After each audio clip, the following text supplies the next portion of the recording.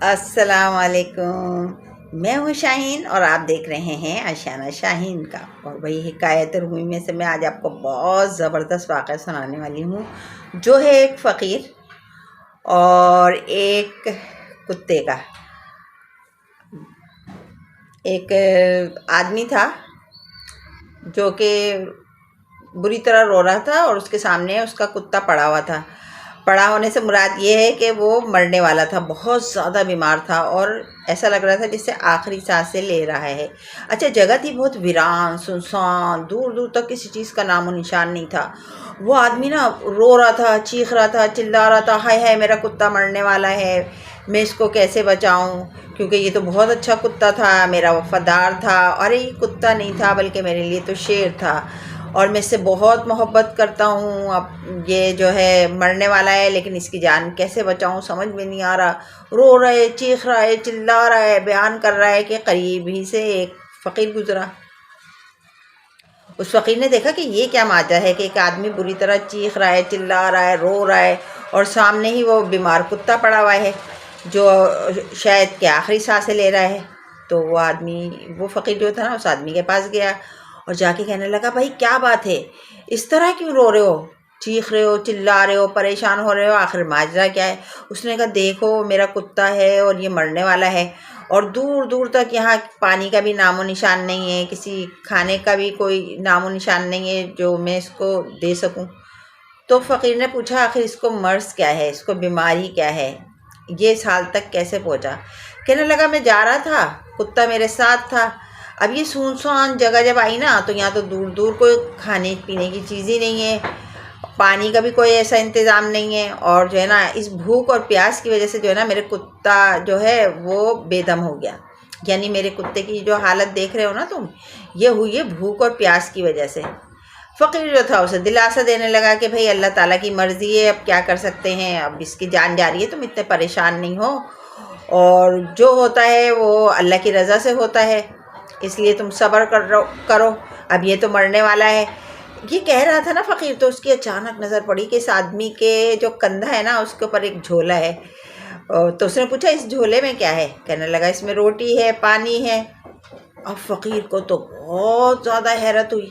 فقیر نے کہا، روٹی ہے، پانی ہے، ارے تم تو کہہ رہے تھے کہ تمہارا کتا بھوک سے مرا جا رہا ہے، پیاس سے مرا جا رہا ہے، لیکن یہ کیا کہ تمہارے جھولے میں پانی بھی ہے، روٹی بھی ہے، تو بھائی پھر کیوں نہیں دیتے تم اس کتے کو روٹی اور پانی؟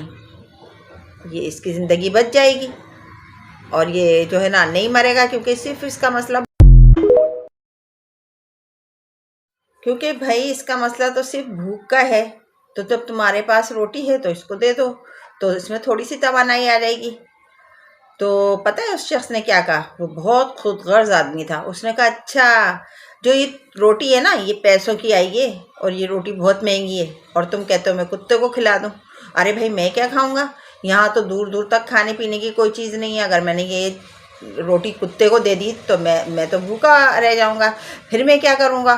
خود غرضی کی اس آدمی نے نا انتہا کر دی۔ فقیر کو تو بہت غصہ آیا اور بہت غصے سے فقیر اس آدمی کی شکل دیکھ رہا تھا، غصہ بھی تھا اور حیرت بھی تھی کہ ابھی تو یہ اتنا رو رہا تھا، پریشان تھا، تڑپ رہا تھا، اور یہ روٹی کے لیے کہہ رہا ہے کہ روٹی پیسوں کی آئی ہے، اور بھائی میرے پاس اتنے پیسے کہاں ہیں کہ میں دوبارہ روٹی کو خرید سکوں، یہ روٹی تو میں نے اپنے لیے رکھی ہے نا، مجھے کیا بھوک نہیں لگے گی؟ تو میں روٹی خود کھاؤں گا، میں کتے کو کیوں کھلاؤں؟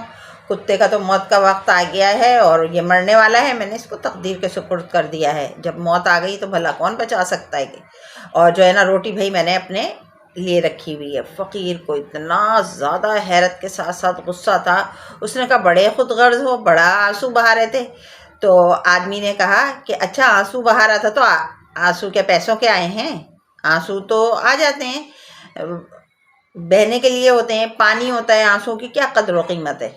آنسو کی تو کوئی قدر و قیمت نہیں ہے، کیونکہ یہ تو پیسوں سے نہیں آتے، یہ تو فری میں آ جاتے ہیں، اور روٹی جو ہے وہ پیسوں کی آتی ہے، تو بھئی میں اپنے پیسے کیوں خرچ کروں؟ آنسو کیونکہ فری کے ہیں اس لیے میں بہا رہا ہوں، مفت کے آنسو بہانے میں کیا حرج ہے؟ اگر میرے پیسے خرچ ہوتے تو میں یہ آنسو بھی نہیں بہاتا۔ خود غرضی کی انتہا دیکھ کر جو ہے نا فقیر جو تھا وہ اس کو بہت شدید غصہ آیا، اور فقیر کہنے لگا کہ بیوقوف آدمی، بیوقوف تو ہے بہت زیادہ بیوقوف شخص ہے. تو یہ کہہ رہا ہے کہ ان آنسوؤں کی کوئی قیمت نہیں اور روٹی کی بہت بڑی قیمت ہے. ارے روٹی تو جا، پیسے ہوں گے تیرے پاس اور روٹی لے آ بازار سے، روٹی کی تجھے قیمت ادا کرنے کے بعد روٹی مل جائے گی. لیکن جو تو آنسو باہر آئے نا، ان کی قیمت تو کچھ ہے ہی نہیں. یہ تو بن مول ہیں، یہ تو انمول، بن مول موتی ہیں. یہ تو اتنے انمول ہیں کہ ان کی کوئی قیمت ہی نہیں. ارے بیوقوف شخص، جب صدمہ اور غم بڑھ جاتا ہے نا تو انسان کے جسم کا جو خون ہوتا ہے نا وہ پانی بن کر آنکھوں سے بہہ نکلتا ہے. تو اتنی قیمتی چیز کو تو کیا سمجھ رہا ہے؟ یہ ایک آنسو تو اللہ تعالیٰ کے سامنے بہا دے گا تو یہ آنسو کتنا قیمتی بن جائے گا کہ تو جنت کا حقدار بن جائے گا. ایک آنسو اگر اللہ تعالیٰ کے سامنے بہا دے گا تو وہ تو تجھے جنت میں لے جائے گا. اب دیکھیں، اس بات پر مجھے ایک بات اور یاد آ گئی کہ میں نے ایک جگہ پڑھا ہے کہ اگر اللہ کے خوف سے، اللہ کی محبت میں آنکھ سے ایک پلک بھی بھیگ جائے نا، اور وہ شخص جو ہے جب اگر جہنمی ہوگا اور جہنم میں جانے والا ہوگا تو وہ جو آنسوؤں سے وہ پلک بھیگے گی نا، وہ اللہ تعالیٰ سے کہے گی، اللہ تعالیٰ تو اسے جہنم میں بھیج رہا ہے، تو نے تو وعدہ کیا تھا کہ اگر آنکھیں نم ہو گئیں اور ایک پلک بھی بھیگ گئی تو جنت کا حقدار ہو جائے گا. تو پہلے مجھے نکال لے اس کی آنکھ سے، پھر اسے جہنم میں بھیج دینا. تو میرا رب اس شخص سے کہے گا کہ جا، اس آنسو کا ایک قطرہ جو تو نے میرے لیے نکالا تھا نا، میری محبت میں رویا تھا، میرے خوف سے رویا تھا، تو جا، تو جنت میں جا. تو وہ فقیر کو بہت غصہ آیا کہ آنسو تو بہت قیمتی چیز ہے اور تو اس کو بے قیمت سمجھ رہا ہے اور روٹی کی قیمت سمجھ رہا ہے. تو مولانا رومی کہتے ہیں کہ آج کل کا انسان بھی وہی انسان ہے. کیا وہ کسی کا دکھ درد سنتا ہے نا تو صرف تسلی کے چند بول بول دیتا ہے، اس کی مدد نہیں کرتا. اگر 2 پیسے بھی خرچ کرنے ہونا وہاں پر تو 2 پیسے خرچ نہیں کرتا. وقت دینا ہو تو وقت نہیں دیتا، صرف جھوٹی تسلیاں دیتا ہے. تو یہ نادان انسان،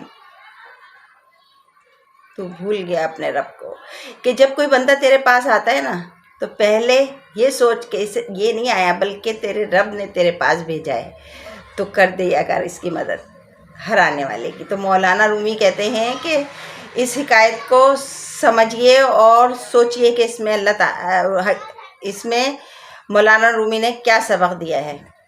تو بھائی آج کے لیے اتنا ہی، اور زندگی رہی تو انشاءاللہ پھر ملیں گے. لیکن جانے سے پہلے میرے چینل کو کر دیجیے گا سبسکرائب اور لائک، اور اپنی خوبصورت رائے کا اظہار کرنا کمنٹس میں ہرگز نہ بھولیے گا. اللہ حافظ.